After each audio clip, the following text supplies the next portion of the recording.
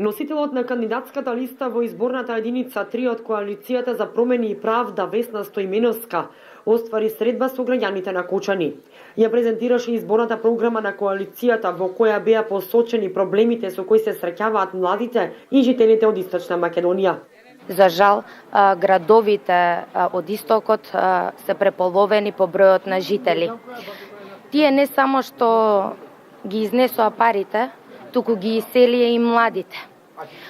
Од коалицијата за промени и правда порачуваме дека ќе ги вратиме и парите украдени на граѓаните, но ќе ги вратиме и младите, а политичарите ќе работат одговорно и честно за плата како и секој граѓанин на Република Македонија.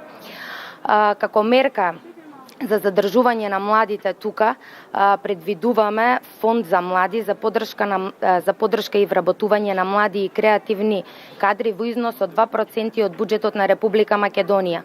Како мерка за борба против сиромаштијата и нискиот животен стандард, минималната плата ќе ја зголемиме на 300 евра со поддршка од буџетот и секако средства кои што ќе се обезбедат преку силни антикорупцијски мерки, укинување на репрезентацијата на функционерите и секако кратење на сите непродуктивни трошоци. Во поглед на невработеноста, додаде Стоименовска, ќе се фокусираат на реална и максимална поддршка на малите и средни предпријатија со 3 до 5 вработени, бидејќи тие се стожерот на секоја економски развиена држава. Стоименовска истакна дека ќе биде вратен брендот на Кочани Оризот, а на Оризо производителите ќе им биде дадена реална откупна цена и сигурен пласман, а субвенциите ќе продолжат навремено да се исплаќаат. За крај Стоименовска рече дека промените ќе почнат од Истокот.